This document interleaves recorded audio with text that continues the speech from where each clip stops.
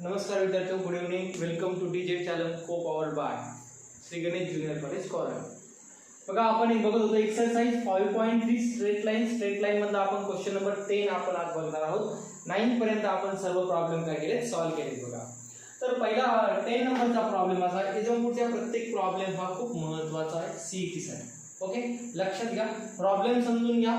3 mark त्याचा weightage आहे. हा इथून पुढचा प्रत्येक प्रॉब्लेम 10 to I think 15 पाचही प्रॉब्लेम खूप महत्त्वाचे आहेत की ज्याने तुम्हाला तुमचा पॉइंट ऑफ व्ह्यू सुधारणार आहे. तुम्हाला त्या चॅप्टर मध्ये थोडी डेप्थ नॉलेज पर्यंत आपल्याला जाणार आहे.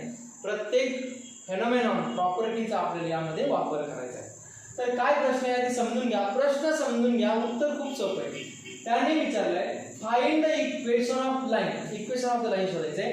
Content the point 1 3. त्या लाईन वरती एक पॉइंट आहे 1 3. तर ते इक्वेशन काय करतो, सॅटिस्फाय करतो. द सम ऑफ हुज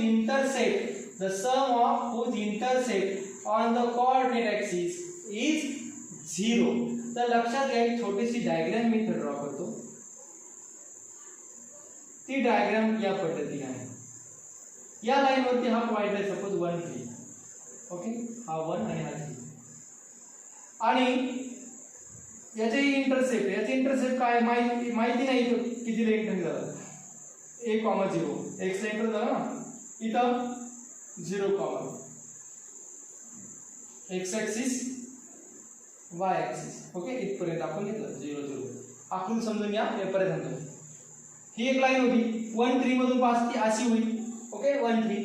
त्यानंतर 1 3 मधून जाते आणि कोऑर्डिनेट ऍक्सिसला इंटरसेक्ट करते. मग ऍक्सिस कोणता, x ऍक्सिस आणि y ऍक्सिस ती लाईन काय करते, इंटरसेक्ट करते दोघांना पण.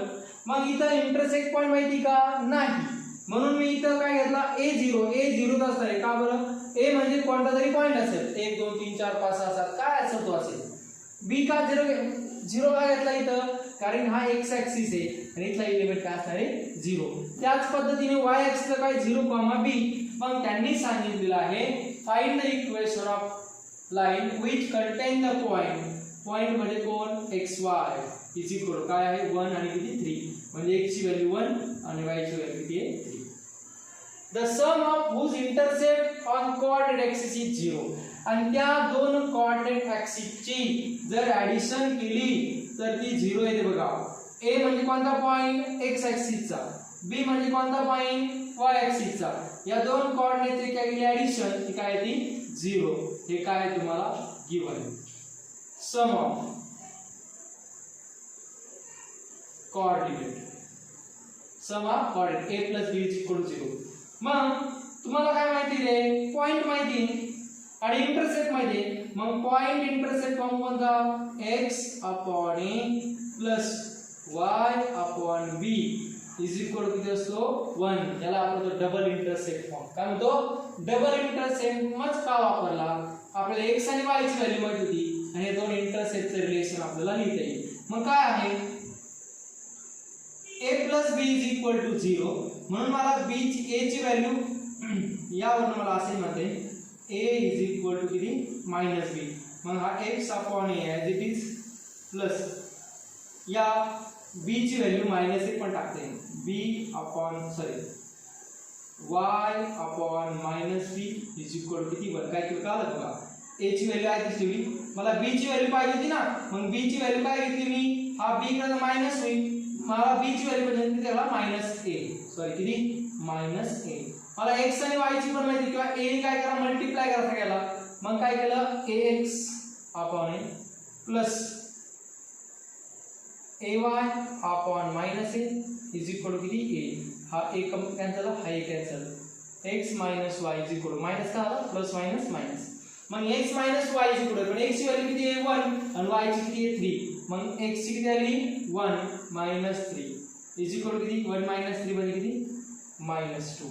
x - 3 म्हणजे किती -2. आणि मग त्या लाईनचे इक्वेशन येईल काय, x upon a plus y upon b is equal to किती 1 किंवा x minus y is equal to किती a. आणि म्हणून आपल्याला कोणत्याही एका इक्वेशन मध्ये टाकलं तर त्याचं काय असेल बघा बरं. आपल्याला a ची किंमत मिळाली a इज इक्वल टू किती -2. a इज इक्वल टू किती -2. मग ते आपण यामध्ये टाकू. मग x अपॉन किती a ची किंमत किती -2 ची किंमत किती -2 प्लस मग b ची व्हॅल्यू किती असेल 2 असेल y/2 इज इक्वल टू किती 1 इज इक्वल टू किती 1 छेद समान आहे. काय करूया आपण या पद्धतीने काय करते बघा बरं आता.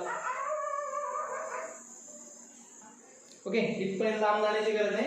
आपल्याला हे इक्वेशन मिळाले x - y is equal to म्हणून आपण इथे टाकले तर चालेल.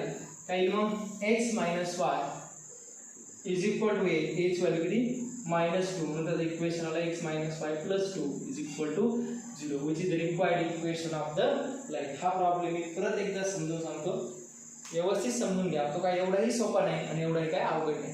त्यांनी म्हटलं होतं find the equation of line which content the point 1 3. एक लाईन आहे, त्या लाईन मध्ये एक पॉइंट आहे कंटेन कोणता 1 3. The sum of whose intercept on the coordinate axis is 0. आणि ती जी लाईन आहे ती एक्स ऍक्सिस आणि वाय ऍक्सिसला तिथे इंटरसेप्ट करते, त्यांच्या कोऑर्डिनेटची ऍडिशन ही 0 येते. म्हणजे a + b = 0. a म्हणजे x ची इंटरसेप्ट, b म्हणजे y चे इंटरसेप्ट. मग आपल्याला इंटरसेप्ट माहित होते a आणि b आणि म्हणून फॉर्म्युला वापरला double intercept form x/a + y/b = 1. मला x ची व्हॅल्यू माहिती होती किती 1 टाकून दिली किंवा आपण काय केलं त्याआधी b ची व्हॅल्यू यावरने काढून घेतली. b ची व्हॅल्यू किती आली -a इथे टाकली x/a + y/-a. मग a ने मी मल्टिप्लाय केलं का बरं की सेम म्हणजे लिनियर मध्ये कन्वर्ट केलं. कशामध्ये लिनियर a ने मल्टिप्लाय केलं x ला, a ने मल्टिप्लाय केलं y ला, 1 ला केलं a ने. a कॅन्सल म्हणजे x - y = a. परंतु x ची व्हॅल्यू 1 होती आणि y ची 3. 1 - 3 = a. 1 - 3 किती बघा 1 - 3 = -2 a. म्हणून a किती आली -2. आणि मग हेच इक्वेशन आहे लाईनचं x - y = a. म्हणून x - y a ची किंमत -2 आणि -2 झालं होईल प्लस, म्हणून आन्सर आला x - y + 2 = 0 which is the required result. Okay, now write out this.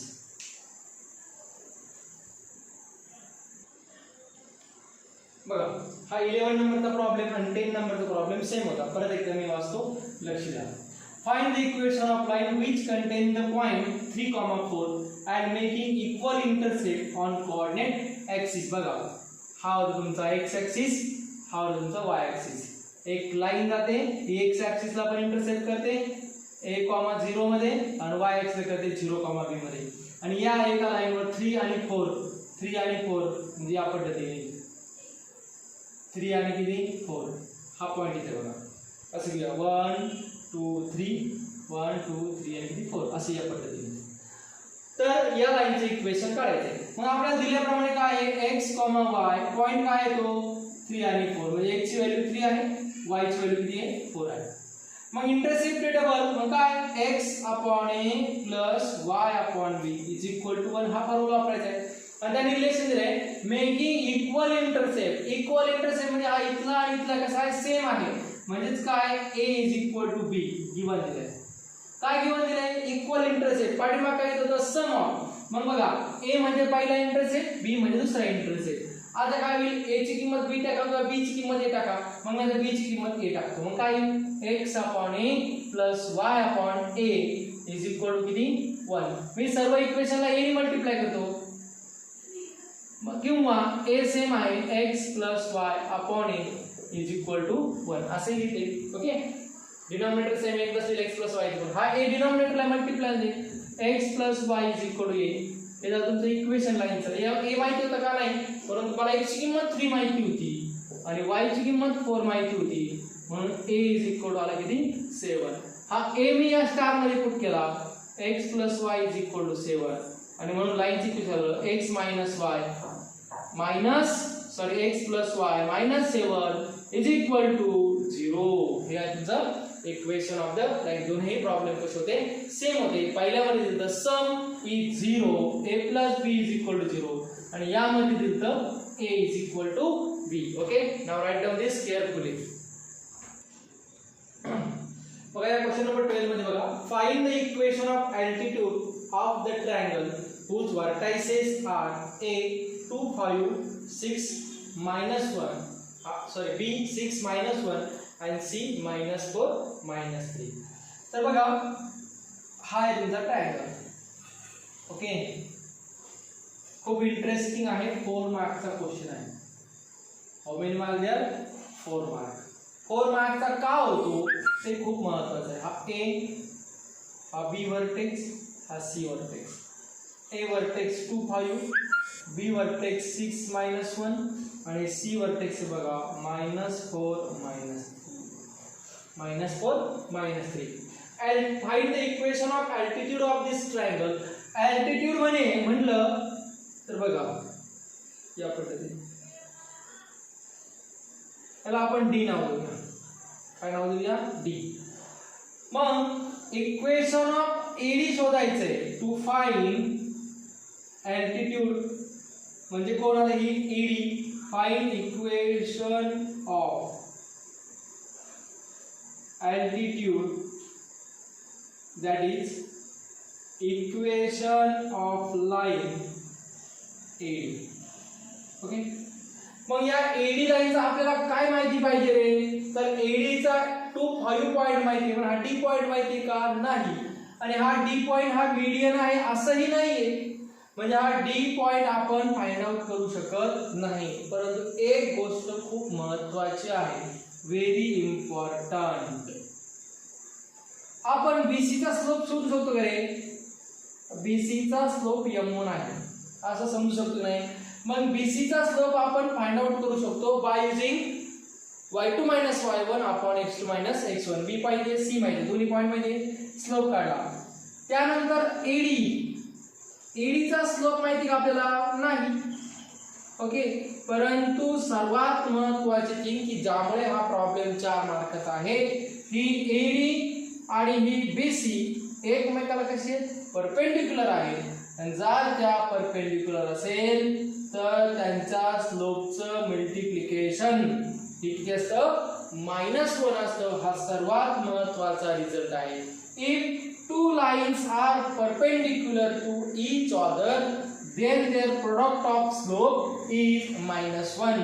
मग m1 चा स्लोप जर निघाला तर m2 चा आरामशीर निघेल, आणि m2 चा स्लोप म्हणजे कोणाचा आहे? AD चा. मग सर्वप्रथम मी म्हणतो to find slope of BC. मग काय slope of BC? B point काय? -4 -3 आणि C पॉइंट किती आहे? 6 -1. काय मग m m1 म्हणतो मी. ओके. m1 काय? y2 - y1 upon x2 - x1. y2 minus हा x1 y1 x2 y2 -1 minus of -3 upon 6 minus of -4. बघा -1 minus of -3 upon 6 minus of minus plus होईल. m1 is equal to minus plus that is -1 plus 3 upon -1 plus 3. 6 minus plus होईल. 6 plus 4 6 plus बघा 6 minus of -6 plus होईल. आता -1 plus 3 म्हणजे 2 आणि 10 म्हणजे 1 upon किती? 5. किती आला स्लोप तो? बघा तुमचा B होता, सॉरी 6 - 1. ओके सॉरी BC शोधायचं आहे ना. मग हा B पॉइंट आपला होता 6 आणि -1 आणि हा C पॉइंट होता सॉरी B पॉइंट -4. तरी काय नाही, तोच येईल. ओके. तरी पण आपण काय करून घ्या, चेंज करूया. BC हा B होता 6 1, इथं गडबड झाली मला अडचण झाली. हा A पॉइंट 2 5 6 -1 आणि हा C पॉइंट आहे -4 -3. ओके. आता करूया y2 - y1. y2 किती आहे? y2 होता किती? -3 माइनस ऑफ y1 -1 अपॉन किती? x2 - x1 -4 माइनस ऑफ 6 तर minus plus -3 plus 1 upon -10 that is -2 -10 -1 upon 5. Okay. तोच येईल परत किती? 1 upon 5. ओके. तोच येणार -2 -2 upon -10 that is 1 upon 5 -2/10. Okay इथं प्लस करतो मी आणि 1/5. ओके आता स्लोप ऑफ m1 म्हणजे BC चा किती आला 1/5. आता आपण ED चा काय म्हणता येईल let line AD perpendicular to BC altitude है ना line AD perpendicular to BC hence two lines are perpendicular to each other then their product is -1. हा रूल आहे बघा जर दोन लाइन एकमेकाला परपेंडिकुलर असतील तर त्यांच्या स्लोपचा गुणाकार -1 असेल. मग BC चा स्लोप तर माहिती आहे मला किती आला BC चा slope 1/5 multiply by m2 is equal to -1 5 तिकडे होणार म्हणजे m2 आला किती -5 ओके आणि m1 आला किती 1/5 दिलं. आता बघा आता AD चं इक्वेशन काढायचंय the equation of AD is ती ED कोणत्या पॉइंट मधून पास होते 2 आणि 5 इज पॉइंट AD जी आहे ही AD ह्या A पॉइंट मधून पास होते आणि इथं स्लोप दिलेला आहे किती स्लोप दिलाय and slope is m2 is equal to किती -5. मग एखादी लाइन एका पॉइंट मधून पास होते तिचा स्लोप दिलाय म्हणजे पॉइंट दिलाय आणि स्लोप दिलाय मग काय म्हणता येईल बाय स्लोप पॉइंट फॉर्म काय slope point form y minus y1 is equal to m into bracket x minus x1 y minus y1 किती बरं पॉइंट दिलाय किती 5 m स्लोप पण दिलाय किती -5 x minus x1 किती रे 2 आहे बघा मग y minus 5 is equal to -5x plus 10 तिकडे काय होईल 5x minus y हा प्लस 5 झाला हा प्लस y आहे तसा हा -5 minus 10 is equal to 0 that is 5x plus y minus 15 is equal to 0 which is the required equation of altitude of the ED. Okay आता लक्षात घ्या विद्यार्थ्यांनो तुम्हाला एक होमवर्क देते बघा मी होमवर्क जे व्यवस्थितपणे लेक्चर बघत असतील त्यांनाच कळेल की होमवर्क काय आहे. तर जसा मी या AD चा स्लोप काढला तसा तुम्हाला होमवर्कला देतो मी BE चं इक्वेशन काढायचंय इक्वेशन ऑफ BE शोधायचंय हा आणि equation of CF equation of कोण शोधायचंय CF BE चं पण आणि CF चं पण इक्वेशन तुम्हाला काय करायचंय फाइंड आउट करायचं आहे या पद्धतीने. काय करायचंय दिले ABC लिहा ED काढायचा BC चा मग आता इक्वेशन ऑफ BE साठी काय करावं लागेल तुम्हाला AC चा स्लोप काढावा लागेल EC चा स्लोप गुणिले BE चा slope m2 is equal to -1 slope निघेल आणि हा point by this slope point form okay now write down this carefully.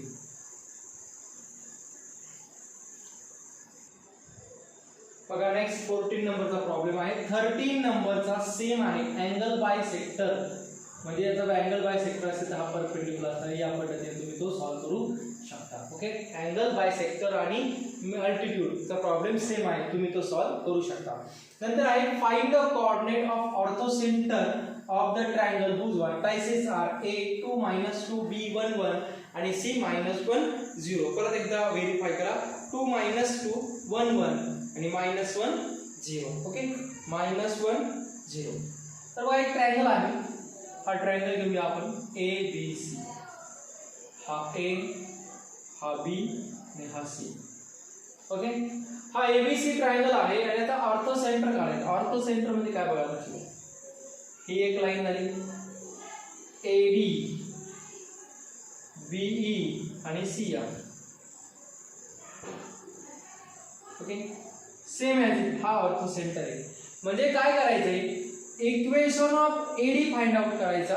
आपल्याला काय शोधायचं बघा equation of AD find out करायचा equation of BE find out करायचा.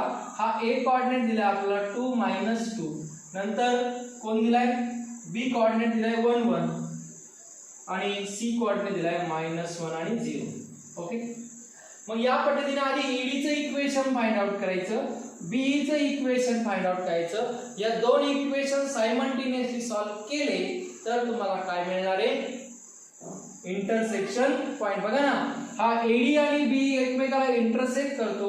मग इंटरसेक्ट पॉइंट म्हणजे ते दोन इक्वेशन काय करणे, सायमल्टेनियसली सॉल्व्ह करणे. म्हणजे सुरुवातीला आपण शोधूया इक्वेशन ऑफ ईडी.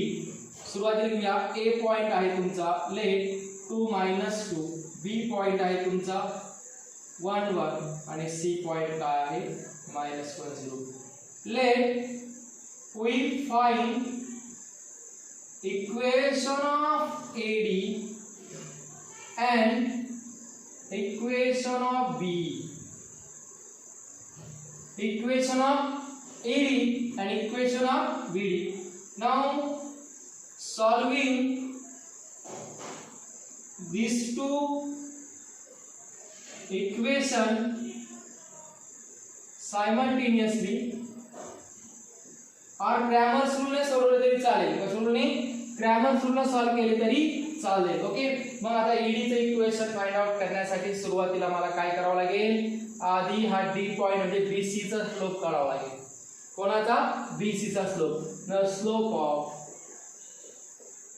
बीसी. का बरं, कळलं का? Equation of ED find out का डी पॉइंट दिले का नाही, म्हणून मला हा ईडी चा स्लोप फाइंड करायचा आणि हा पॉइंट स्लोप पॉइंट फॉर्म मला ईडी चे मिळाले प्रीवियस मध्ये घेतलं ना त्या पद्धतीने. मग स्लोप ऑफ बीसी इज, मग डायरेक्ट मी म्हणतो m1 इज इक्वल, डायरेक्ट वापरतो मी y2 0 - 1 that is -1. Direct solve करूया. 0 - 1 -1 -1 that is equal to -1 upon -2 that is 1 upon 2. मग काय म्हणता येईल, AD perpendicular to BC.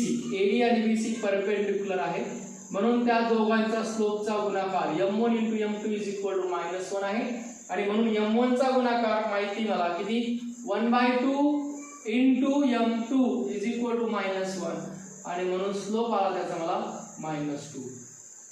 Equation of AD is y - y1 is equal to m into bracket x minus x1. Slope दिलाय -2, y1 आहे तुमचा 2 आणि -2 म्हणजे किती, y minus of -2 is equal to m दिलाय -2, x minus x1 किती 2, minus minus plus y plus 2 minus 2x plus 4. हा इकडे ना 2x plus y plus 2 minus 4 is equal to 0 आणि मग येणार 2x plus y minus 2 is equal to 0 म्हणजेच काय 2x plus y is equal to 2. याला तुमचं पहिले इक्वेशन त्याला a म्हणूया, equation of AD, equation of AD.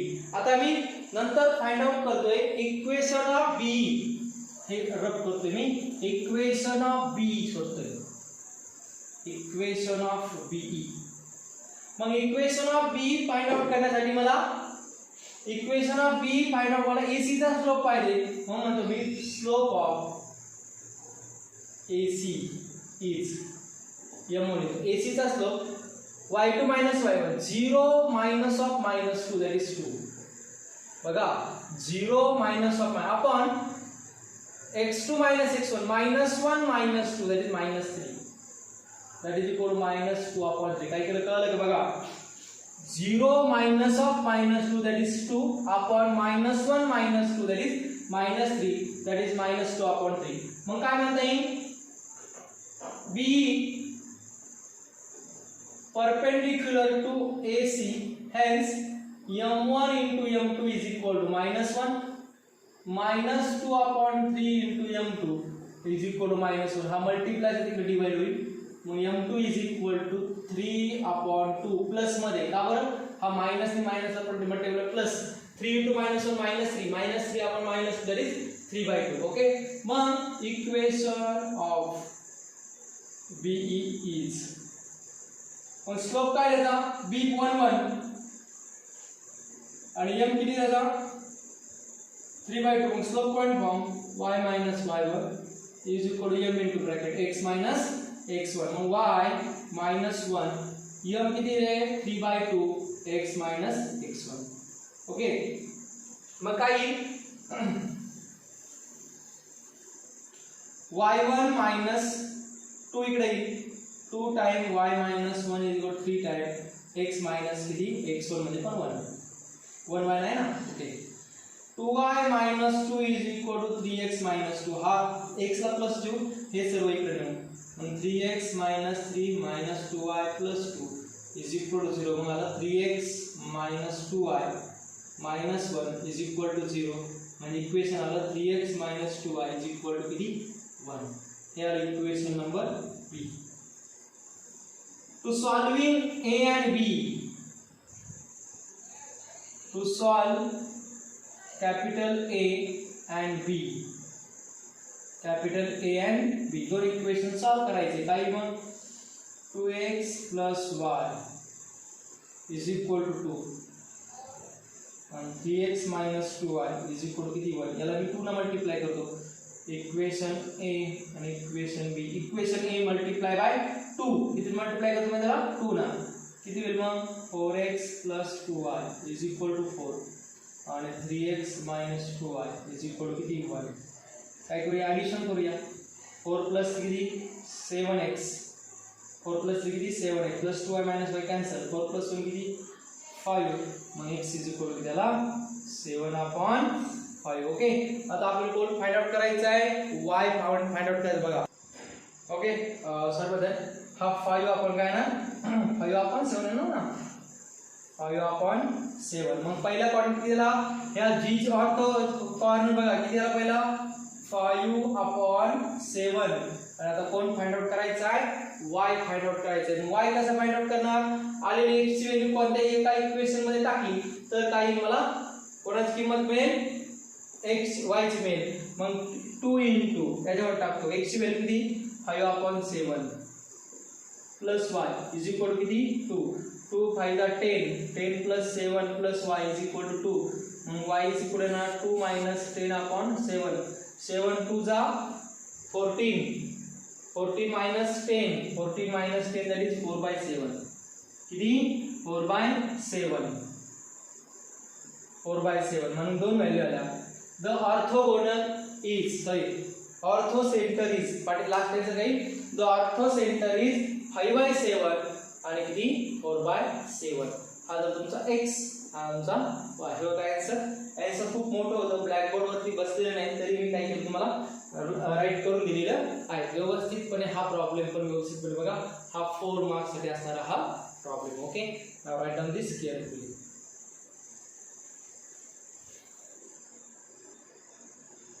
Okay, हे सर्वात लास्ट इक्वेशन आहे, क्वेश्चन नंबर 15 आहे आणि हा आहे normal equation, equation of normal line. काय असतं equation of normal line, x into cos alpha plus y into sin alpha is equal to p, where p is the distance between origin to normal. या पद्धतीने लक्षात घ्या. आता मी एक आकृती काढतो त्याची. हा आहे तुमचा x ऍक्सिस, हा आहे तुमचा y ऍक्सिस आणि ही आहे लाईन L.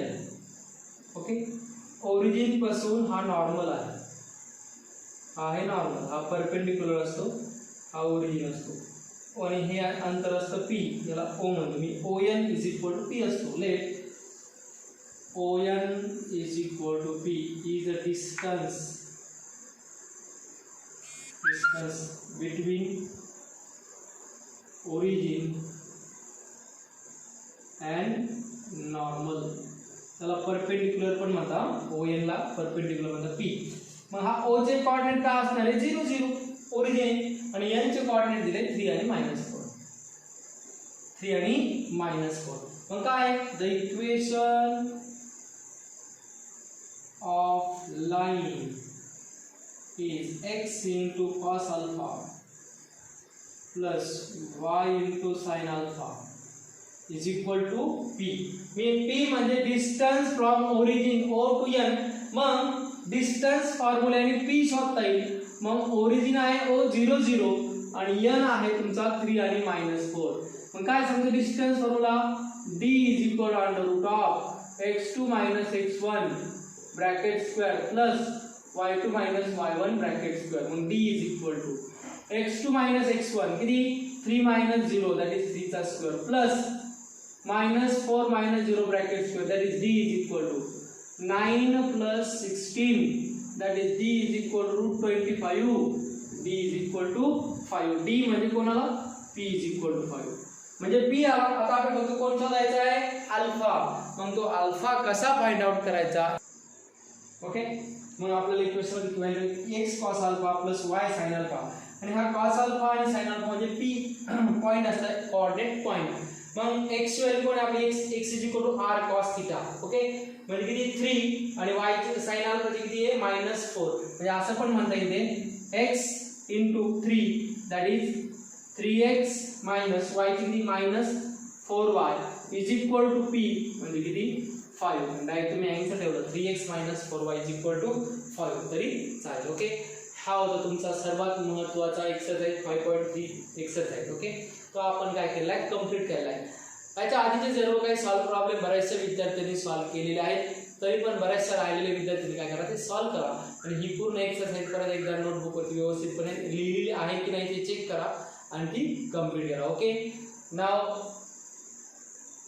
व्यवस्थितपणे काय करा, सर्व बघा. जिथे अडचणी असेल, डाऊट असेल तर मला पर्सनली सेंड केला तरी चालतील. Okay, thank you very much.